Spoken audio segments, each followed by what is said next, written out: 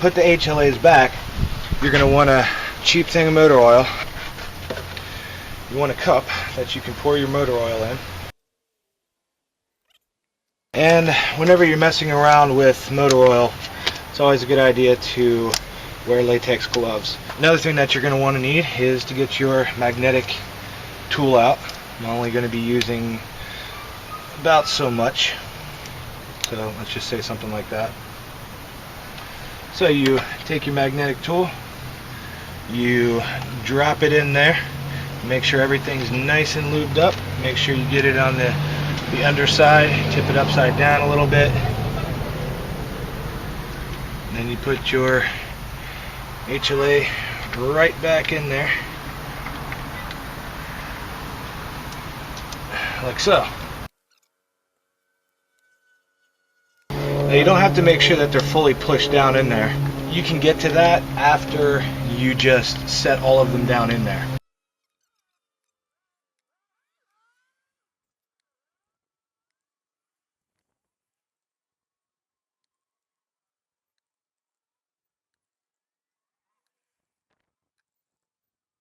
Take your rag, put out the motor oil from your magnet, and now we will just try and set them down in there. Just make sure that you don't get motor oil down into your cylinders, because that's where your spark plugs go. But everything else in here is fair game for oil now. And about right here and right here there will be sealant. So you want to make sure that on the bottom of here you have all that old sealant cleaned off.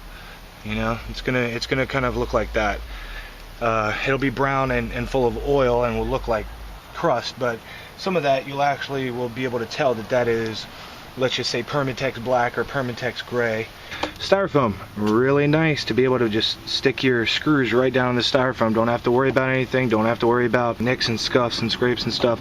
As long as you store this in a place where it's not going to be, you know, kicked over or whatever, you know, that's a really good way to store it. You'll be able to differentiate which is which, because on here it says IN, right on the shaft it says IN for in, and right here it says EX for exhaust.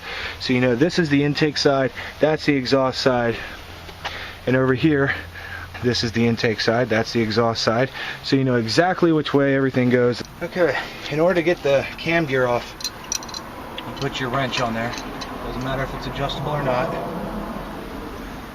Put your breaker bar on this side, and you basically crack it.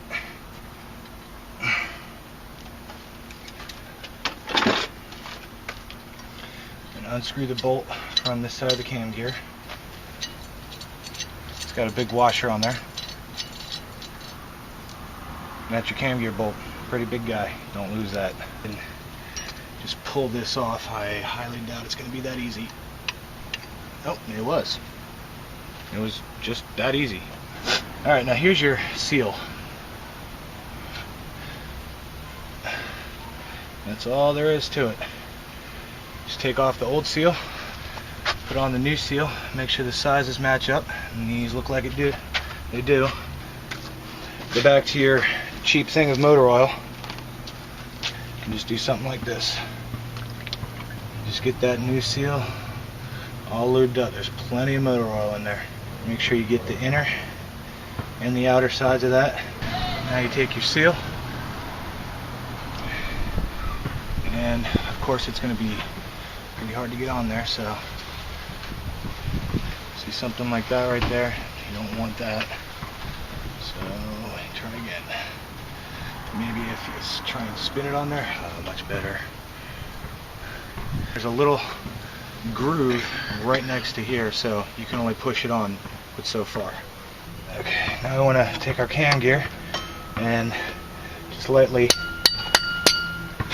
beat that in and make sure that's in nice and good, ready for installation. And you can either save or chuck that. This is intake. Remember, you have to kind of manipulate it into that correct position, and it's kind of a pain in the butt. You don't want to square off that little side. There we go. Now it's in. Okay, so Now that that is seated, I'm not sure if that's the correct alignment that I took it off on. Intake mark is over here, so let's try this one again, and we will try and align, see if we can align that mark and fit this down in here like so. Something like that. Let's just go for that. Is that good? That's good for me. Make sure you align your marks. Here's your exhaust side. You can kind of get them lined up like so. I'd say that's pretty close. Yeah, that's pretty damn close. Ultra gray for high torque. Hey, that's what it says. Put it on your finger. Something like that. And make sure that these surfaces are already lubed up. And just put a little bit around here. It's all gonna squish out. Provide a good seal so that nothing leaks through there.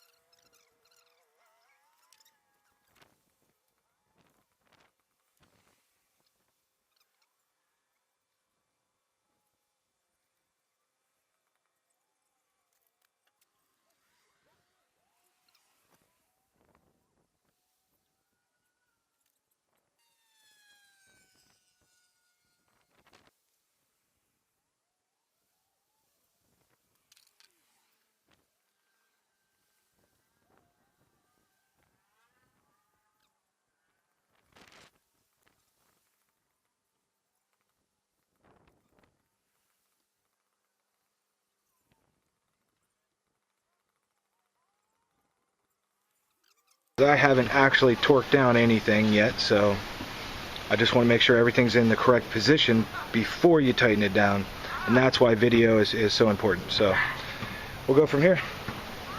Looking good so far. Before we start tightening all the bolts down and everything, you want to make sure that you're at top dead center.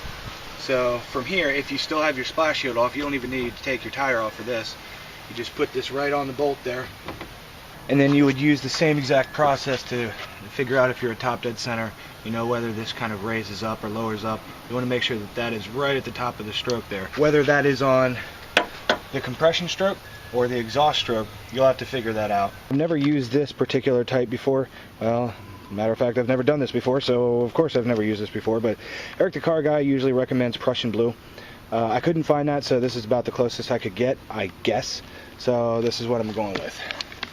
The reason you use the assembly lube is because it's thicker, has a higher viscosity, so when, let's just say, you turn this cam keeper upside down, that lube is not going to just dissipate like motor oil would. Apply it there, you apply it here.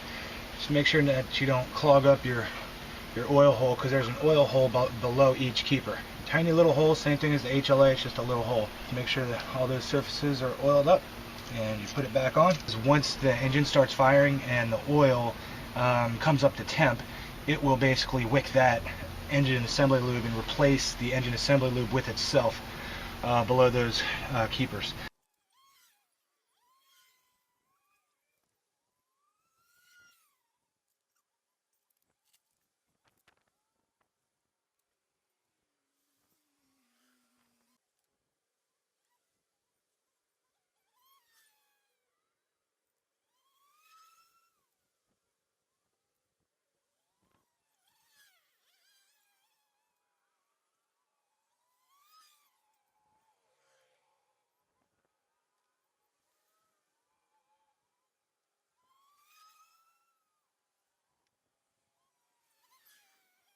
Tightening sequence is exactly the opposite of the loosening sequence. And the tightening sequence is also the same sequence as, just say, the head bolt sequence. So it's a clockwise spiral starting from the inside going on the outside.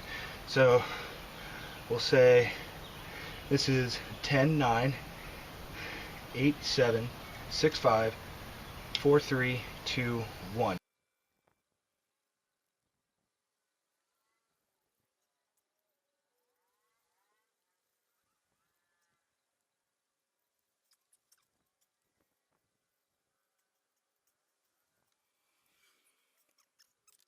Alright, that one's done. These are all just finger tight.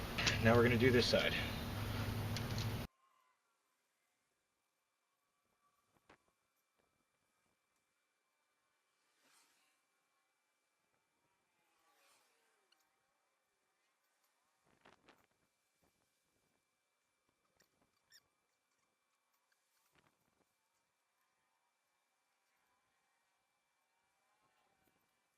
Okay, now all of these are lubed up on every single keeper, including the cams, and hand tightened with just a little extra force.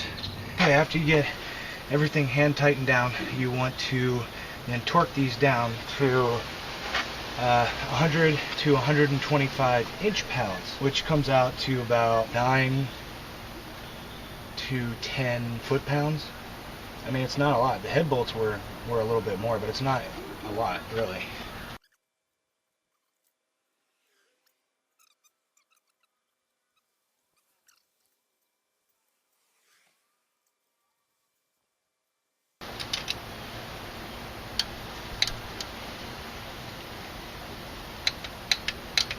Okay.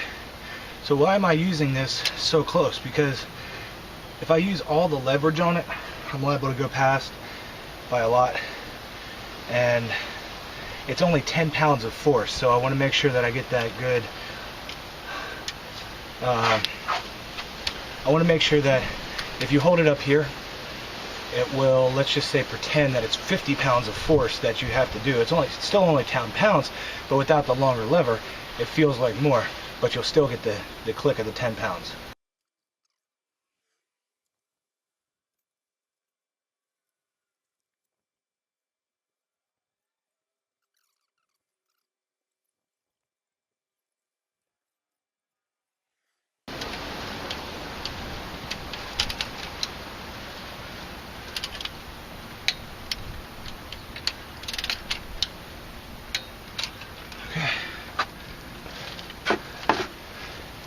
And then once you're done with your torque wrench, loosen it up, and that way you can store it. Okay, here's what I was saying about the sealant. Just barely squished out.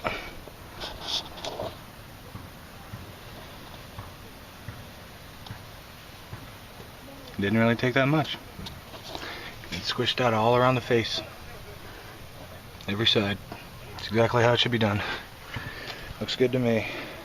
Now I'm going to reference how I had the cams and the cam keepers positioned prior to disassembly. So if you remember when I took that video and I went like this, we're going to see how well those two images or those two videos are going to match up with how the cams are. There's one person that I always promise to thank that I continually forget. That's Alucard. Alucard recently did a rebuild similar to mine prior to mine and has been a tremendous help, and I just wanted to make sure that I got that thank you in the head reassembly video like I promised you I would. So here you go, Alucard. Here's your cookie.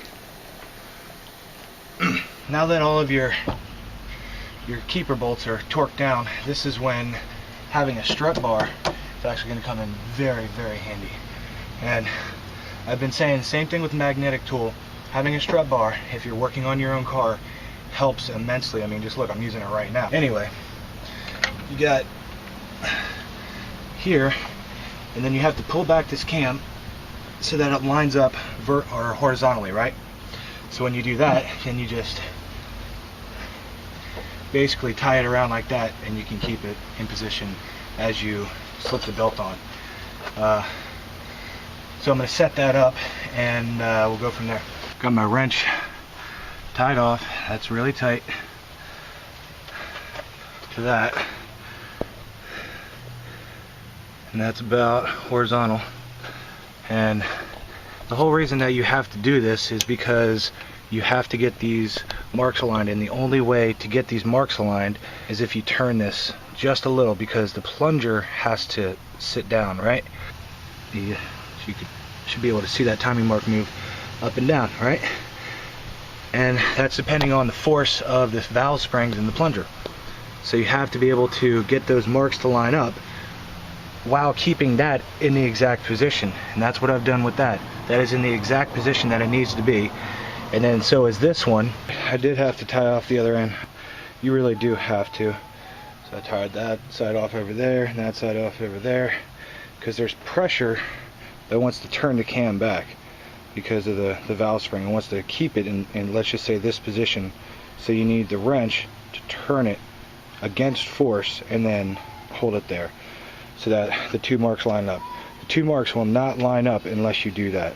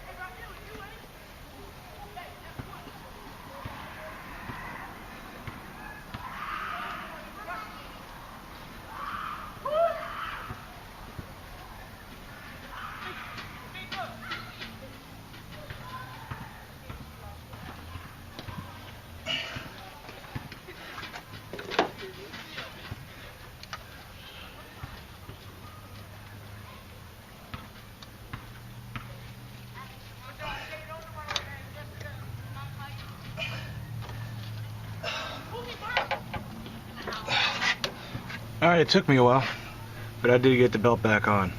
Same way it came off. Marks are somewhat aligned. Not sure if they're perfect, but they're gonna have to do for now. I mean, I can kind of advance or retard the timing with the distributor. Thankfully, I have the distributor over there. The 98s to 2002s FS is a little bit different. Let's say you got your crank sensor down there, but instead of a distributor that you can advance or retard the timing, you've got a coil pack here that is all electronically controlled. So everything in the ECU controls the firing timing for your cylinders. Fire, whatever. And this one requires this belt. Drives the gears, then drives the end of this gear, then your distributor goes in through here, drives that gear, and that's what determines the firing timing. But you can advance or retard the timing. So as long as you're at top dead center, I said it again. So as long as you're at top dead center and your marks are aligned, and I mean, you can't really see down in there, but you got your timing marks down in there. But I think if you're off by one tooth, which is basically more than, if you're off by more than 8 degrees, 8 to 10 degrees, something like that, then no matter how much you try and advance or retard the timing, you're not going to be able to make up for that missing tooth. So basically, in the FS 2.0 engine, you have to get those marks perfectly aligned in order to have a really good running engine. Now, it took me all the force that I could with my fingers, and I mean every fiber of my being, in order to put this back up, because my theory was if this would slide off, then it could slide back on. But let me tell you, you need Herculean strength in order to pull up this timing belt enough to go on.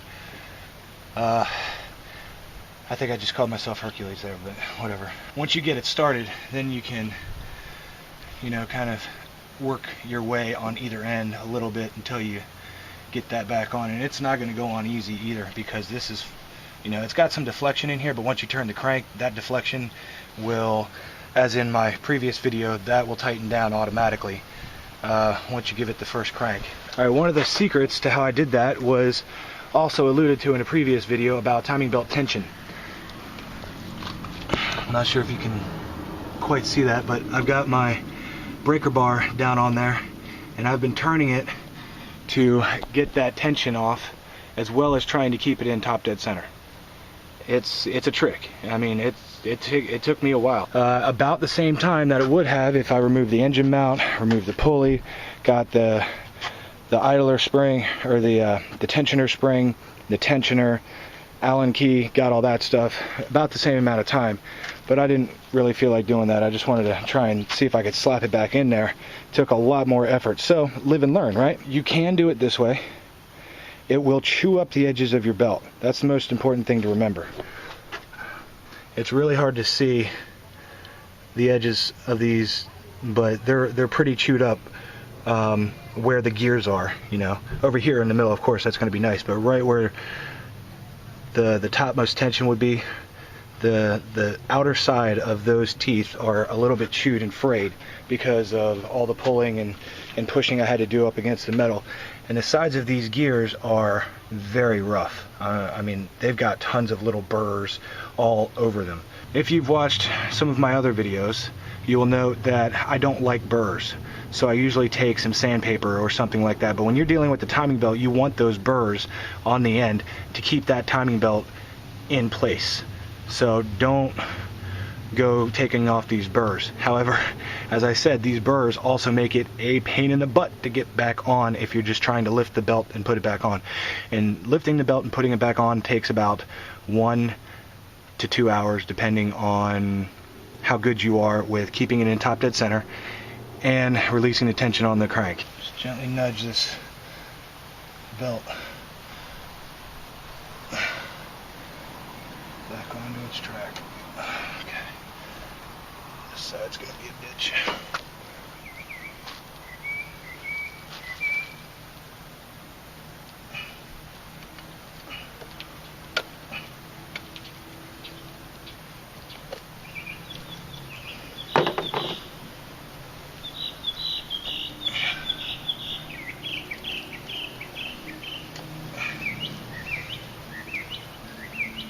Make sure that's on the idler there. That's good and tight. That's good and tight. Make sure you got your timing belt all lined up right in the middle there. So something like that. Cool. I'm gonna take this breaker bar and just gonna go clockwise with it just a tiny little bit. We're just gonna go down just a tiny little bit, and you're gonna hopefully see that, and hopefully you'll see that start tensioning. There you go. Did you see it? It's not by much. See that? See that flex? That's all it takes, and I'm only going down about 1 millimeter with that crank. So as soon as you start the crank, that tension hits. So that tiny little bit of deflection, that tiny little bit of tension is all I had to work with. And now that I got it back on, just tension it right back down, we're good to go.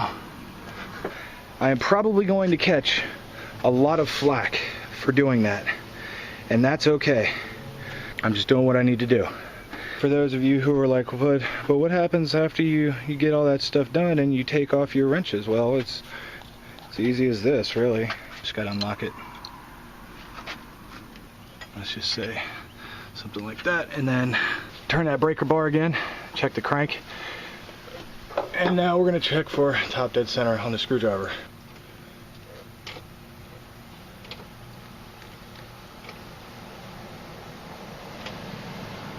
So let's say about there. So I think that's about it. That's it for, let's just call that reassembly 2. That's it. And we'll pick it up tomorrow.